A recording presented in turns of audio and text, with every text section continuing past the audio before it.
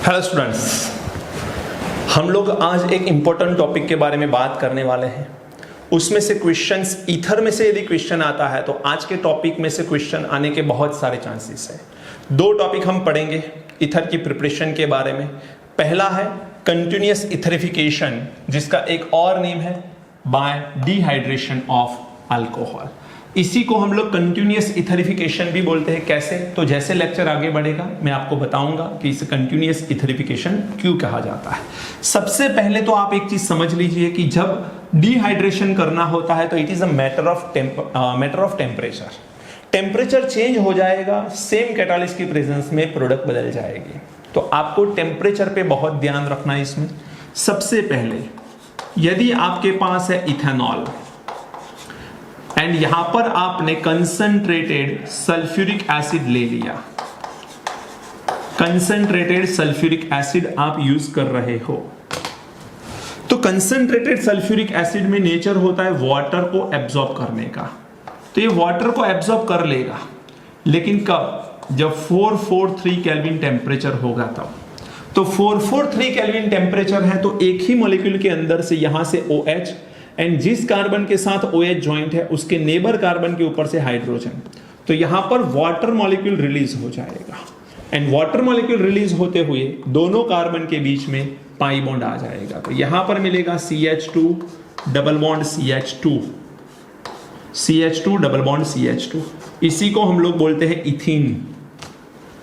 क्या बोलते हैं? इथीन। दो कार्बन है तो इसे हम लोग बोल सकते हैं इथीन। ये ध्यान रखना है आपको। ओके, चलिए अब नेक्स्ट पॉइंट पे आते हैं। यदि आपने यहां पर इथेनॉल अगेन लिया CH3 CH2OH, लेकिन अब आप टेम्परेचर में थोड़ा सा चेंज कर रहे हो, जैसे कि कंसंट्रेटेड सल्फ्यूरिक एसिड आप ले रहे हो लेकिन टेम्परेचर यूज कर रहे हो 413 kelvin. 413 kelvin temperature, 413 kelvin temperature यदि आप यूज कर रहे हो तो इथेनॉल का और एक मॉलिक्यूल ले लो। तो इथेनॉल के दो मॉलिक्यूल हैं, यहां से H और एक मॉलिक्यूल का OH, दोनों मिलके वाटर रिलीज हो जाता है। तो 443 केल्विन टेम्परेचर है तब भी वाटर रिलीज होता है, एंड 413 केल्विन है तब भी वाटर रिलीज होता है। दोनों में डिफरेंस क्या है? एक ही मॉलिक्यूल से वाटर रिलीज होता है यदि 443 केल्विन टेम्परेचर है। दो डिफरेंट मॉलिक्यूल मिलके वाटर रिलीज होता है यदि 413 केल्विन टेम्परेचर है। तो अब यहां पर हमको क्या मिलेगा? तो यहां पर हमें मिलेगा CH3 CH2O, उसके बाद CH2 CH3 CH2 CH3। इसे हम लोग कॉमन नेम में बोल सकते हैं di ethyl ether. Di ethyl ether एक ये कॉमन नेम है। इसका IUPAC नेम यदि लिखना है तो ये IUPAC नेम होगा इथॉक्सी इथेन। इथॉक्सी इथेन ये इसका IUPAC नेम बन सकता है। अंडरस्टूड? अब ये समझो कि 413 केल्विन जो टेम्परेचर है जिस पे ये डाई इथाइल ईथर मिल रहा है, इसका boiling point, di ethyl ether का बॉइलिंग पॉइंट 413 केल्विन से भी नीचे होता है, मींस लोअर होता है। अब 413 केल्विन से भी यदि लोअर टेम्परेचर है उसका बॉइलिंग पॉइंट, तो 413 पे जो सब्सटेंस हमें मिल रहा है वो कौन से फेज में मिलेगा, कौन से स्टेट में मिलेगा? वेपर स्टेट में। अब ये वेपर स्टेट में मिल रहा है, इसे लिक्विड स्टेट में कन्वर्ट करने के लिए हमें क्या करना है? कंडेंसर में से पास करना है। कूलेंट कंडेंसर में से पास करना है। जैसे ही हम कंडेंसर में से पास करेंगे, आसपास आपको पता है 11th में हम पढ़ चुके हैं, आसपास कोल्ड वाटर होता है, बीच में ट्यूब होती है जिसमें से वेपर स्टार्ट होगी पास होने को, एंड जैसे ही वेपर पास होगी फाइनली हमको लिक्विड स्टेट में ईथर मिलेगा। यहां पर बेटा एक तरफ से आप इथेनॉल को डालते जाओ तो दूसरी तरफ से आपको ईथर फॉर्म होते हुए मिलेगा। तो यहां पर ईथर यदि कंटिन्यूअसली आपको फॉर्म करना है तो एक तरफ से सिर्फ इथेनॉल को कंटिन्यूअसली ऐड करना है, और इसी वजह से इसको हम लोग कंटिन्यूअस इथरिफिकेशन बोलते हैं। क्या बोलते हैं? कंटिन्यूअस इथरिफिकेशन। याद रखना वर्ड, कंटिन्यूअस इथरिफिकेशन भी इसको बोला जाता है। अब ये बात हो गई concentrated sulphuric acid with two different temperature. यदि और भी टेम्परेचर को मैं चेंज करूं तो CH3 CH2OH, यहां पर अगेन मैं ले लूं concentrated sulphuric acid, concentrated sulphuric acid again ले लूं और यहां पर टेम्परेचर ले लूं 298 केल्विन। मैंने टेम्परेचर ये दोनों से बहुत नीचे कर लिया, बहुत ही डाउन टेम्परेचर कर लिया, तो फाइनली प्रोडक्ट क्या मिलेगी? CH3CH2O SO3H। इसमें भी वाटर मॉलिक्यूल रिलीज होता है। आप देखो सल्फ्यूरिक एसिड को इसमें डाल के देखो, पानी का मॉलिक्यूल रिलीज हो गया। कैसे? तो यहां से 2 हाइड्रोजन और यहां से 1 ऑक्सीजन, वाटर रिलीज हो गया। SO3 को यहां पर ऐड कर लो, तो ये हो गया आपका इथाइल हाइड्रोजन सल्फेट। क्या बोलते हैं इसे? इथाइल हाइड्रोजन सल्फेट बोलते हैं इसे। टेम्परेचर बदल जाता है तो प्रोडक्ट यहां पर बदल रही है, समझ लेना। अगेन इथेनॉल ले लो बेटा, एंड टेम्परेचर आप लोग कंसंट्रेटेड सल्फ्यूरिक एसिड की प्रेजेंस में टेम्परेचर को कम करके 273 केल्विन कर लो। 273 केल्विन मीन 0 डिग्री सेल्सियस। तो इन दैट केस यहां से एक H+ सबसे पहले इसमें आएगा, सल्फ्यूरिक एसिड का H+ आएगा, तो हमको प्रोडक्ट मिलेगी CH3CH2OH एंड H। यहां पर lone pair and positive charge आ जाएगा, एंड यहां पर क्या रह गया? एक H+ निकल गया तो कौन रह गया? HSO4। तो यहां पर हम लिखेंगे HSO4-। ये प्रोडक्ट मिलेगी एट 273 केल्विन। तो समझ रहे हो आप लोग, डिफरेंट टेम्परेचर पे प्रोडक्ट यहां पर अलग अलग मिल रही है। अंडरस्टूड? अब हमें देखना है मैकेनिज्म, लेकिन इससे पहले थोड़ा एक पॉइंट मैं बता रहा हूं, थोड़ा समझ लेना। ये जो टेम्परेचर मैंने लिखे हैं ये सिर्फ इथेनॉल के लिए है। This temperature is only applicable for ethanol. If you are taking more number of carbon containing alcohol, यदि आपने यहां पर कार्बन के नंबर बढ़ा के अल्कोहल लिया तो ये टेम्परेचर चेंज हो जाएंगे। एंड एक चीज और याद रखना बेटा, टेम्परेचर बदल तो जाएगा लेकिन लोअर टेम्परेचर की रिक्वायरमेंट होगी। जनरली नंबर ऑफ कार्बन बढ़ते हैं तो हायर टेम्परेचर की रिक्वायरमेंट होती है, यहां पर उल्टा है, तो थोड़ा ध्यान रखना। ये इथेनॉल के लिए है, जैसे ही मैं नंबर ऑफ कार्बन यहां पर बढ़ाऊंगा लोअर टेम्परेचर की आपको रिक्वायरमेंट होगी, समझ लेना। अब मैकेनिज्म में 2-3 पॉइंट है जो आपको बिल्कुल अच्छे से याद रखने हैं। सबसे पहला point, this reaction is SN2 reaction. अब ये क्या होता है तो आप में GOC में नहीं पढ़ा इसे, तो आप हेलो अल्केन हेलो एरीन में डिटेल में पढ़ने वाले हो, so don't worry about it. थोड़ी बहुत बात मैं इस लेक्चर में भी करूंगा, लेकिन SN2 हम पढ़ेंगे तो ध्यान रखना। SN2 रिएक्शन बोलते हैं इसको, पूरा नेम यदि बता दिया जाए तो ऐसा है, bimolecular nucleophilic substitution reaction. Bimolecular समझ सकते हो, तो 2 मॉलिक्यूल होंगे। न्यूक्लियोफिलिक NU- से रिएक्शन होता है, कौन सा reaction? Substitution reaction. Bimolecular nucleophilic substitution reaction इसे बोला जाता है। दूसरा पॉइंट, ये SN2 रिएक्शन है, इसमें कोई कार्बोकैटायन फॉर्म नहीं होता, नो कार्बोकैटायन। इसमें कोई कार्बोकैटायन का फॉर्मेशन नहीं होने वाला है। ये एक इंपॉर्टेंट पॉइंट की बात कर रहा हूं मैं, याद रख लेना इसे। थर्ड, न्यूक्लियोफिलिक जो आयन है वो अटैक करेगा, attack from the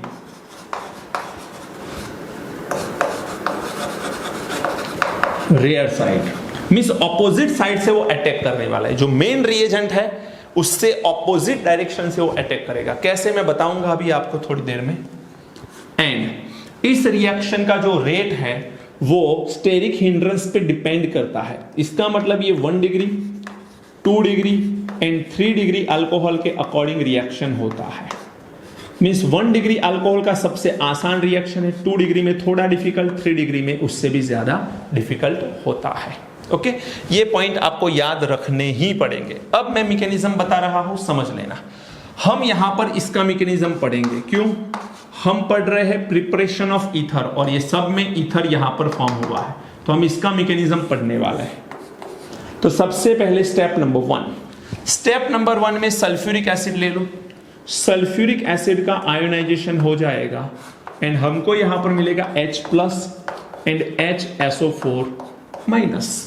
H+ and HSO4- हमको मिलेगा। सेकेंड, ये जो H+ है वो इथेनॉल का 1 मोल यूज कर लेगा। तो यहां पर हम ले रहे हैं ethanol CH3 CH2OH and oxygen के ऊपर क्या है, लोन पेयर, जो सल्फ्यूरिक एसिड के H+ को यूज करेंगे।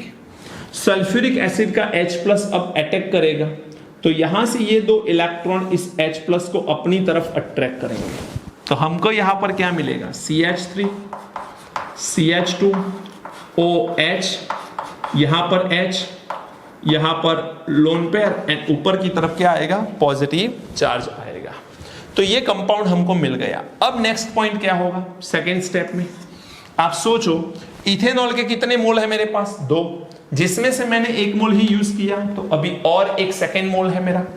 तो सेकेंड मोल ऑफ इथेनॉल ले लो, चलो CH3 CH2OH, ऑक्सीजन के ऊपर लोन पेयर प्लस ये जो कंपाउंड है उसे ले लो, CH3 CH2OH H, loan pair and यहां पर प्लस चार्ज आएगा। ये जो स्टेप है इसे हम लोग रेट डिटरमाइन स्टेप बोलते हैं, RDS बोलते हैं, रेट डिटरमाइन स्टेप, क्योंकि ये स्लोअर स्टेप है, ये भी याद रखो, this step is a slow step, slower step. And important point ये है कि यहां पर 2 मॉलिक्यूल से ये रिएक्शन हो रहा है।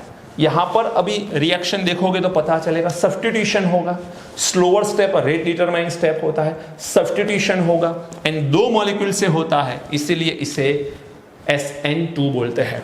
Ethanol as a nucleophilic work करता है, न्यूक्लियोफाइल की तरह वो अटैक करेगा। अब होगा क्या, यहां से बॉन्ड ब्रेक होगा। तो कुछ लोग यहां पर ऐसा सोच लेते हैं कि ये 2 इलेक्ट्रॉन इधर जाएंगे, दैट्स ओके, लेकिन ये पॉजिटिव बन जाएगा। अब यदि ये पॉजिटिव बन गया तो ये बन गया कार्बोकेटाइन, जबकि मैंने यहां पर लिखा है there is no carbocation, carbocation यहां पर फॉर्म नहीं होगा। तो याद रखो बेटा, बिल्कुल नहीं होगा। क्यों? क्योंकि जैसे ही यहां से बॉन्ड ब्रेक होता है, साथ में यहां से लोन पेयर इस कार्बन को मिलते हैं एंड कार्बन के साथ ये लोन पेयर बॉन्ड भी बना लेते हैं।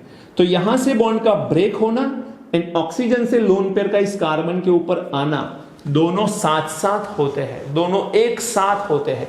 ऐसा नहीं कि यहां से बॉन्ड ब्रेक होके लोन पेयर ऑक्सीजन के ऊपर चले गए, ये कार्बन कार्बोकेटाइन बन गए, ऐसा नहीं होगा। यहां से ऑक्सीजन कार्बन के ऊपर अटैक करेगा, साथ में ही यहां से बॉन्ड ब्रेक होगा, तो दोनों साथ में होता है, तो यहां पर कोई कार्बोकेटाइन फॉर्म नहीं होता है।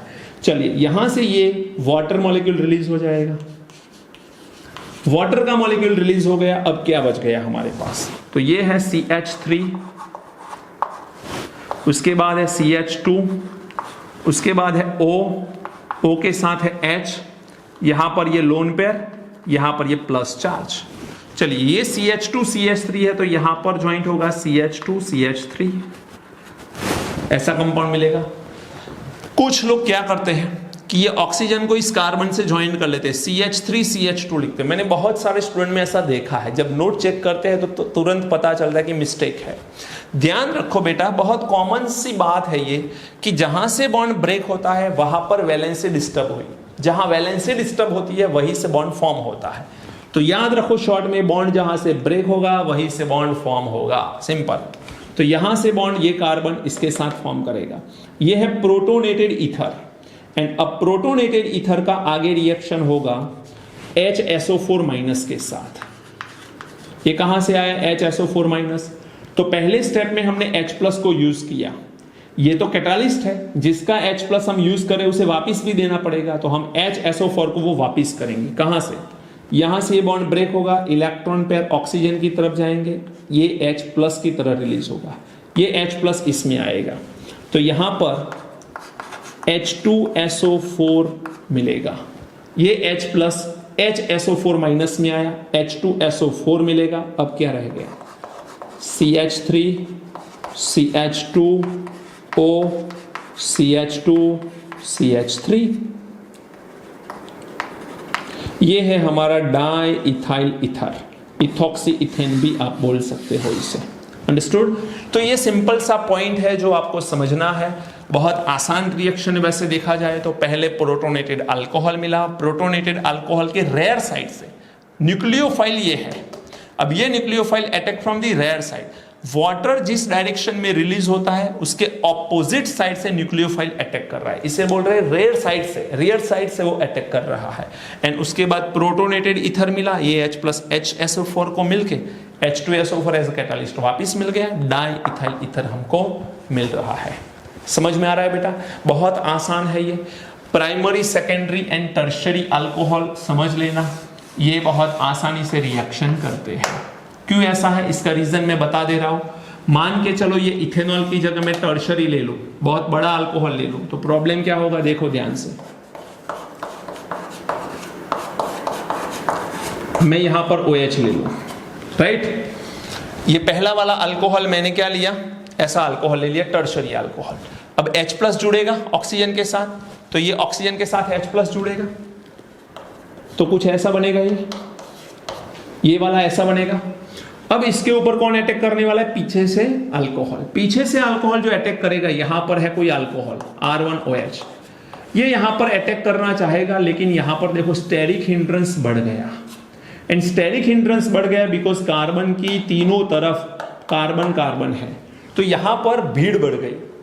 समझ में आ रहा है? क्राउडिंग बढ़ गया, तो स्टेरिक हिंड्रेंस बढ़ गया। स्टेरिक हिंड्रेंस बढ़ गया तो ये अल्कोहल आसानी से यहां पर अटैक नहीं कर सकता, ये अल्कोहल यहां पर आसानी से अटैक नहीं कर सकता, मींस ये रिएक्शन नहीं हो सकता बेटा। अंडरस्टूड? तो इसीलिए हम बोलते हैं प्राइमरी अल्कोहल का सबसे आसान है, टर्शरी अल्कोहल का बहुत मुश्किल है ये रिएक्शन। ओके, चलिए नोट करिए। फिर एक और भी पॉइंट है, सल्फ्यूरिक एसिड की जगह और एक कैटालिस्ट लेके भी ये रिएक्शन हम कर सकते हैं। कैसे देखते हैं, लेकिन ये लिख लीजिए पहले।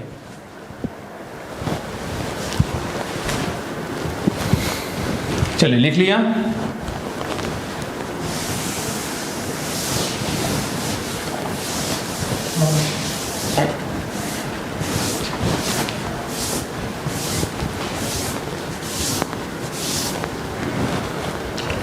अब देखो बेटा, यदि आपने इथेनॉल ही लिया है, CH3 CH2OH ही लिया है आपने, मींस इथेनॉल ही लिया है, यहां पर आपने लिया Al2O3 एल्यूमिना, क्या लिया? एल्यूमिना, लेकिन 523 केल्विन टेम्परेचर रखा है यहां पर आपने, 523 केल्विन टेम्परेचर। तो इसमें भी इथेनॉल के 2 मोल यूज होते हैं। Alumina is also water absorbing substance, तो ये पानी को एब्जॉर्ब करेगा एंड 2 डिफरेंट मॉलिक्यूल से वो वाटर को निकालेगा। H and OH मिलके Al2O3 वाटर को एब्जॉर्ब करेगा, तो क्या रह गया? CH3 CH2O, CH3 CH2O, फिर CH2 CH3, CH2 CH3, तो हमको यहां पर मिल रहा है डाई इथाइल ईथर, जिसे हम बोल सकते हैं इथॉक्सी इथेन। क्या बोल सकते हैं? इथॉक्सी इथेन भी बोल सकते हैं। उसके बाद CH3 CH2OH, यदि यहां पर आपने अगेन Al2O3 लिया, लेकिन थोड़ा सा टेम्परेचर आपने बढ़ा दिया, 623 केल्विन टेम्परेचर कर लिया, तो अब जैसे 443 kelvin temperature concentrated sulphuric acid में लेते थे तो कैसा रिएक्शन होता था? पहले कार्बन के ऊपर से OH एंड सेकेंड कार्बन के ऊपर से H मिलके क्या रिलीज करेंगे? वाटर। तो अब यहां पर रह गया CH2, यहां पर रह गया CH2 डबल बॉन्ड CH2, तो यहां पर हमको क्या मिलेगा? इथीन मिलेगा। क्या मिलेगा? इथीन मिलेगा। तो समझ लेना बेटा, ये इथेनॉल में से हमको क्या मिल रहा है? इथीन मिल रहा है। तो यहां पर Al2O3 भी ये काम कर सकता है जो कंसंट्रेटेड सल्फ्यूरिक एसिड कर रहा है। ये पॉइंट आपकी टेक्स्ट बुक के अंदर, NCERT टेक्स्ट बुक में नहीं दिया गया है, तो ये थोड़ा सा आपको याद रखना है। ये सारे पॉइंट इंपॉर्टेंट है बेटा, बहुत ही इंपॉर्टेंट है। इसमें से MCQ आ सकता है। कैसे? जैसे आप सॉल्व करोगे पता चलेगा कि ये बहुत इंपॉर्टेंट इंफॉर्मेशन आपको बताई गई है। ओके, अभी और एक रिएक्शन हमको पढ़ना है, दैट इज विलियमसन सिंथेसिस। वो पढ़ते हैं, पहले इसे नोट करिए, फिर सेकेंड प्रोसेस पढ़ते हैं। ओके बेटा, अब हम लोग सेकेंड प्रिपरेशन देख रहे हैं। It is also important one, इसे बोलते हैं हम लोग विलियमसन सिंथेसिस। विलियमसन सिंथेसिस के अंदर एक चीज याद रखनी है आपको, ये भी SN2 रिएक्शन है, बायमोलिकुलर न्यूक्लियोफिलिक सब्स्टिट्यूशन रिएक्शन बोलते हैं उसे। एंड ये किसके लिए यूजफुल है? तो formation of simple and mix ether के लिए ये यूजफुल है। तो इसके थ्रू हम लोग simple ether and mix ether बना सकते हैं। अब आपको ये पता होना चाहिए कि सिंपल ईथर किसे बोलते हैं। यदि आपके पास ईथर है ऑक्सीजन एंड उस ऑक्सीजन की दोनों तरफ सिमिलर ग्रुप है, सिमिलर अल्काइल ग्रुप है, तो उसी को हम लोग सिंपल ईथर बोलते हैं। लेकिन यदि ईथर ग्रुप की दोनों तरफ अल्काइल ग्रुप डिफरेंट है, एक तरफ मैंने इथाइल ग्रुप ले लिया, दूसरी तरफ मिथाइल ग्रुप ले लिया, तो ऐसे ईथर को हम लोग मिक्स ईथर बोलते हैं। अब विलियमसन सिंथेसिस में करना क्या है, हमें ड्राई ईथर हमें यूज करना पड़ेगा इसके अंदर एंड अल्काइल हैलाइड लेना है। R1X is alkyl halide. ये अल्काइल हैलाइड रिएक्ट करेगा R2O- Na+ के साथ, सोडियम अल्कोक्साइड के साथ। तो sodium alkoxide react with the alkyl halide. R1 and R2 same भी हो सकते हैं, डिफरेंट भी हो सकते हैं। यदि ये दोनों सेम होंगे तो सिंपल ईथर मिलेगा, दोनों डिफरेंट होंगे मिक्स ईथर हमको मिलेगा। यहां पर हम लोगों को यूज करना है dry ether. And dry ether की प्रेजेंस में जैसे रिएक्शन होगा, यहां से बॉन्ड ब्रेक हो गई, ये X- Na+ के साथ जुड़ेगा, तो ये दोनों मिलके NaX रिलीज कर लेंगे। जैसे ही यहां पर NaX रिलीज होता है, बॉन्ड यहां से ब्रेक हुआ, तो ये O-R1 से ज्वाइंट हो जाएगा। तो यहां पर हमको मिलेगा R1OR2। You can also right R2OR1, उसमें कोई फर्क नहीं पड़ रहा। लिखने के लिए आप R1OR2 लिखो कि R2OR1 लिखो, कोई फर्क नहीं पड़ता है। ये हमको मिला ईथर कंपाउंड। अब एक सिंपल सा एग्जांपल लेते हैं। जैसे आपके पास है CH3I, इसे हम लोग बोलेंगे मिथाइल आयोडाइड। एंड इस मिथाइल आयोडाइड का रिएक्शन हम लोग सोडियम इथॉक्साइड से कर रहे हैं। In the presence of dry ether हम लोग ये रिएक्शन कर रहे हैं। तो अगेन यहां से ये बॉन्ड ब्रेक होगा, तो ये I- एंड Na+ मिलके रिलीज क्या हो जाएगा, Na। जैसे ही Na रिलीज हो गया, यहां पर क्या रह गया, C2H5O। लिखो C2H5O। एंड यहां पर क्या रह गया, CH3। वो CH3 इस ऑक्सीजन के साथ जुड़ेगा। अब इसे क्या बोलते हैं, नाम बताइए मुझे। इसे बोलेंगे हम लोग methoxy ethane. Understood. Less number of carbon है, उसके साथ ऑक्सी लगा दो, मिथॉक्सी इथेन हम लोग इसे बोल सकते हैं, मिथॉक्सी इथेन। चलिए आगे बढ़ते हैं। ये जो CH3I है, उसकी जगह मैं कुछ हैलोजन भी चेंज करूं, अल्काइल ग्रुप की चेंज कर लूं, तो C2H5Br ब्रोमो इथेन। इसका रिएक्शन अगेन मैं इसी के साथ कर रहा हूं, C2H5O- Na+ के साथ रिएक्शन करते हैं। प्रेजेंस ऑफ ड्राई ईथर क्या होगा बेटा, यहां से Br-, यहां से Na+, रिलीज क्या होगा, NaBr। क्या रह गया, C2H5O, C2H5, C2H5O, C2H5, di ethyl ether, और हम लोग बोल सकते हैं इथॉक्सी इथेन। ये हमारा ऑक्सीजन की दोनों तरफ सेम अल्काइल ग्रुप वाला ईथर है।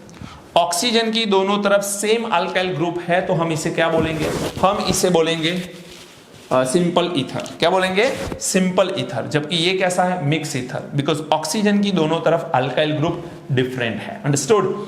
तो ये पॉइंट आपको ध्यान रखना है। This is about the Williamson synthesis. इसमें दो कंपाउंड है, इसीलिए इसको हम लोग SN2 रिएक्शन बोलते हैं। इसके मैकेनिज्म को देखते हैं पहले,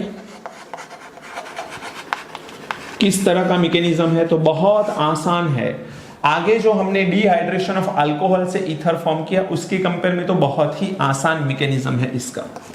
सबसे पहले मान के चलो हम इसका मैकेनिज्म देख रहे हैं बाय एग्जांपल। तो ये है C2H5O- Na+।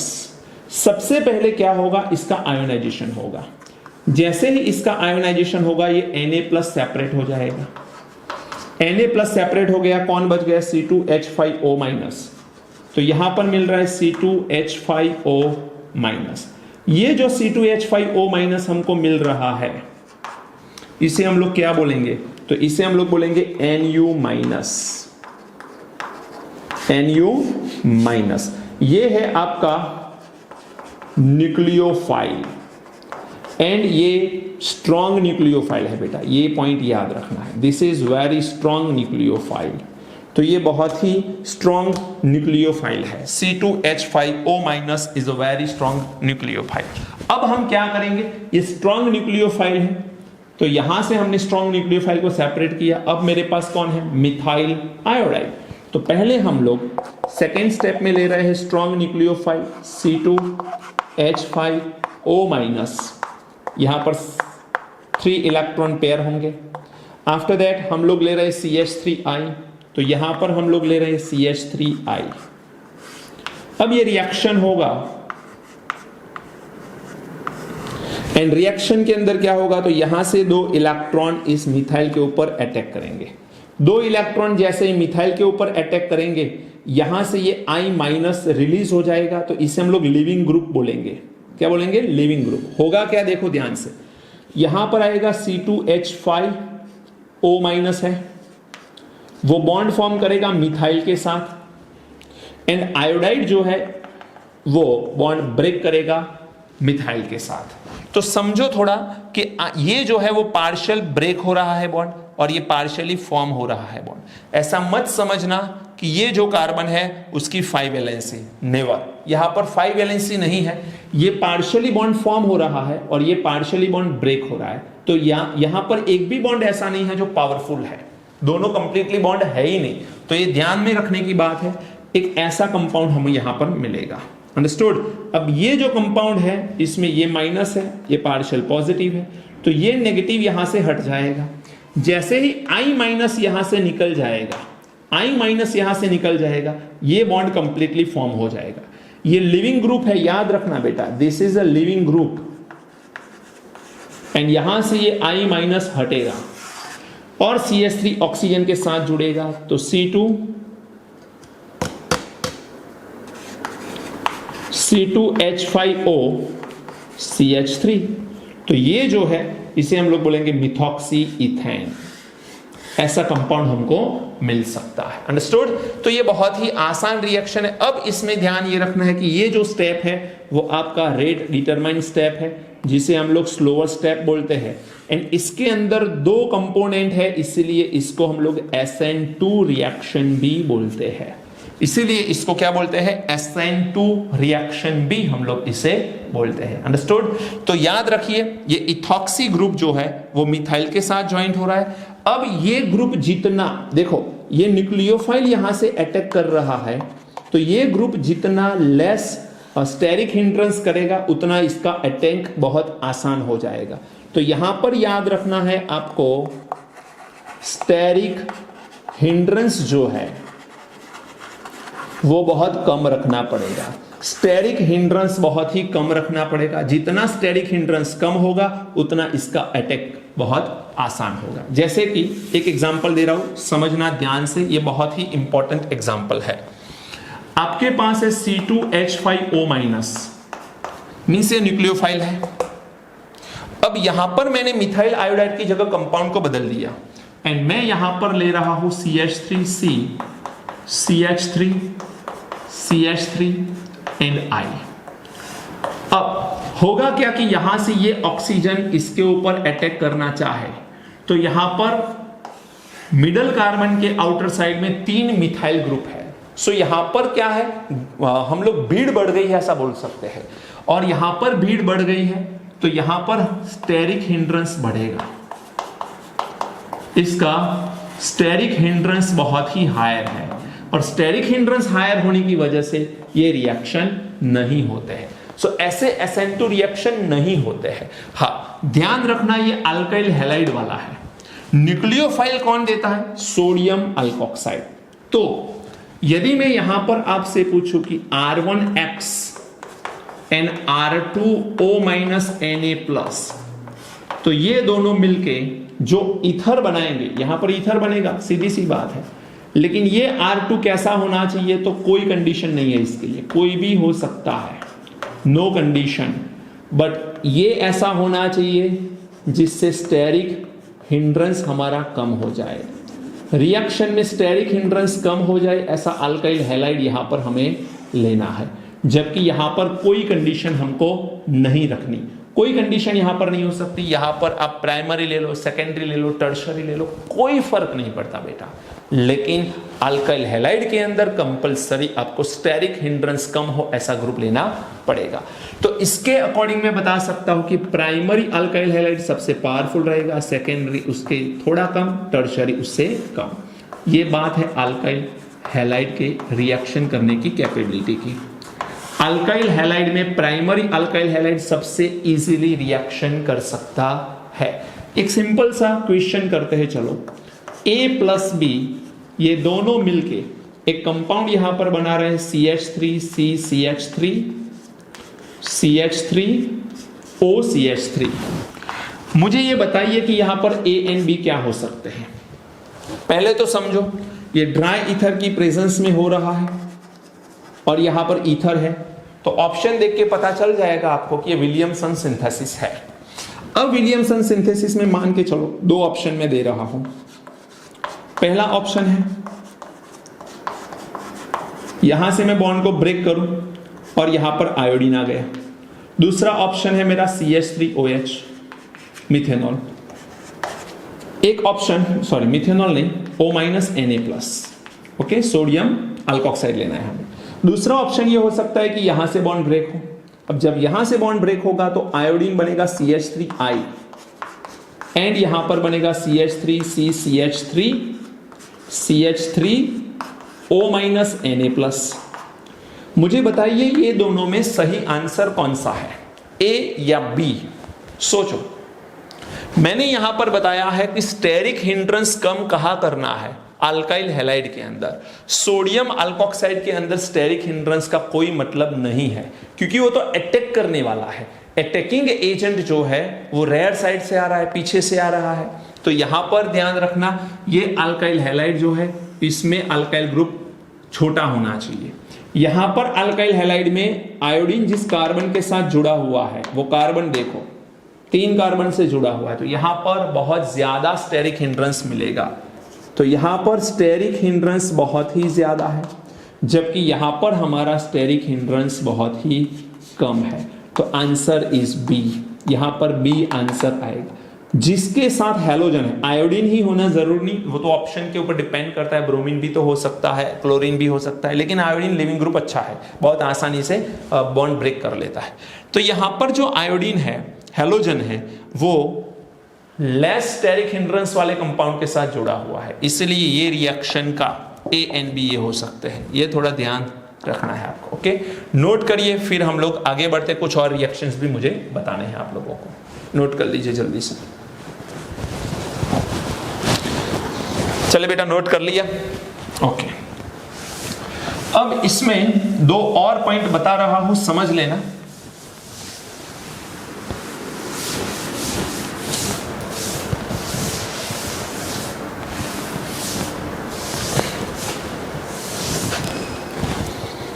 अब इसमें 2 पॉइंट बता रहा हूं। एक, यदि मैं ये कंपाउंड लेके रिएक्शन करूं तो क्या हो सकता है, समझना ध्यान से।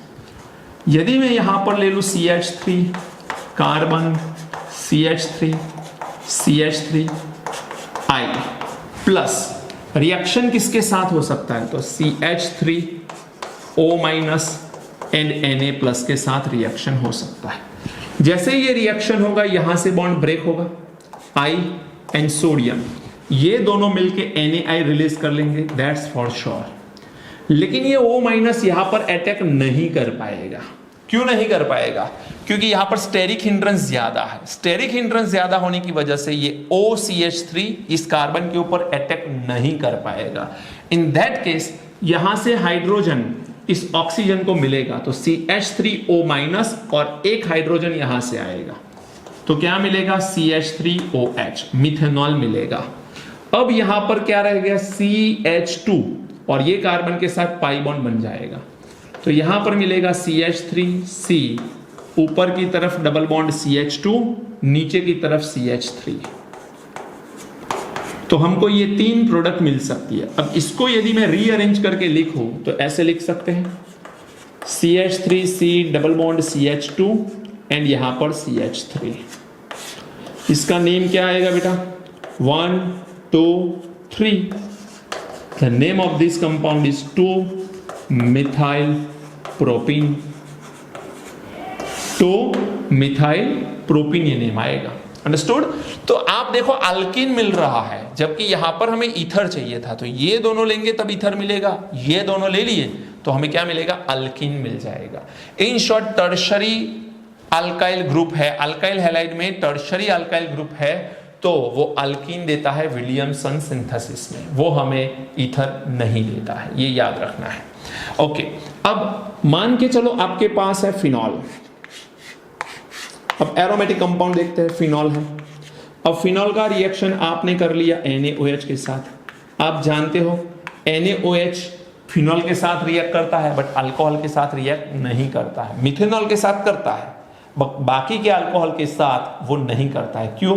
क्योंकि बाकी के अल्कोहल लेस एसिडिक है, पानी से भी कम एसिडिक है. इसलिए यहां से ये H plus O minus OH minus Na plus, तो ये H प्लस OH माइनस से वाटर रिलीज करेगा, ऑक्सीजन के साथ सोडियम ज्वाइंट होगा. तो हमको यहां पर एक कंपाउंड मिल रहा है O माइनस Na प्लस, और यहां पर हमको दो डिफरेंट कंपाउंड हम बना सकते हैं. एक तो आप लोग मिथाइल आयोडाइड से रिएक्ट करो इसका. जैसे ही मिथाइल आयोडाइड से रिएक्ट करोगे, sodium plus I minus release क्या होगा? NaI. ये ऑक्साइड जो है वो मिथाइल को ज्वाइन करेगा. तो यहां पर हमको क्या मिलेगा?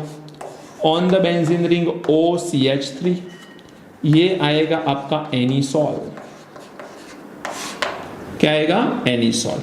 चलिए अब सेकेंड C2H5I, इथाइल आयोडाइड ले लो. इथाइल आयोडाइड ले लोगे तो Na प्लस I माइनस क्या रिलीज होगा बेटा? NaI.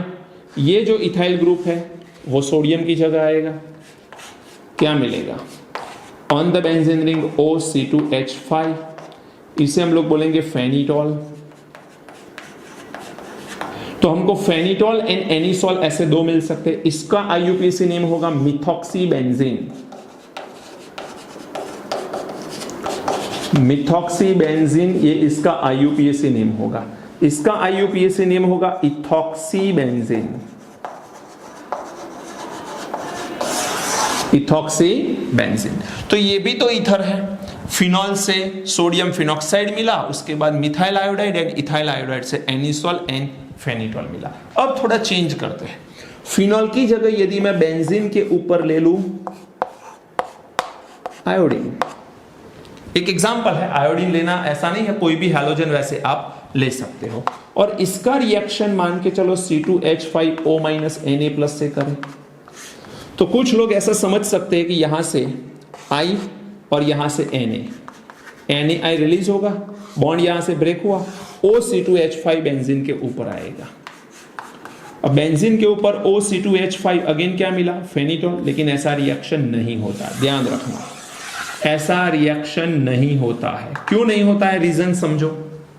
ये जो हैलोजन है, ये हैलोजन के ऊपर लोन पेयर होते हैं. अब यहां पर रेजोनेंस होगा. रेजोनेंस होगा तो यहां से यहां पर पाई बॉन्ड फॉर्म होगा. तो मैं यहां पर रेजोनेटिंग स्ट्रक्चर बनाऊं तो कुछ इस तरह से रेजोनेटिंग स्ट्रक्चर बनेगा. Double bond I, negative charge. तो देखो, between benzene and iodine there is a double bond, and between benzene and iodine pi bond है. तो यहां से ये बॉन्ड को ब्रेक करना मुश्किल है. यहां से बॉन्ड ब्रेक नहीं हो सकता आसानी से. तो यहां पर पार्शियल डबल बॉन्ड होने की वजह से ये बॉन्ड आसानी से ब्रेक नहीं होता है. और आसानी से ब्रेक नहीं होता है तो SN2 रिएक्शन ये हेलोएरिन कंपाउंड नहीं देते हैं. सो यहां पर नोट करके लिख लेना आप लोग, हेलोएरिन कंपाउंड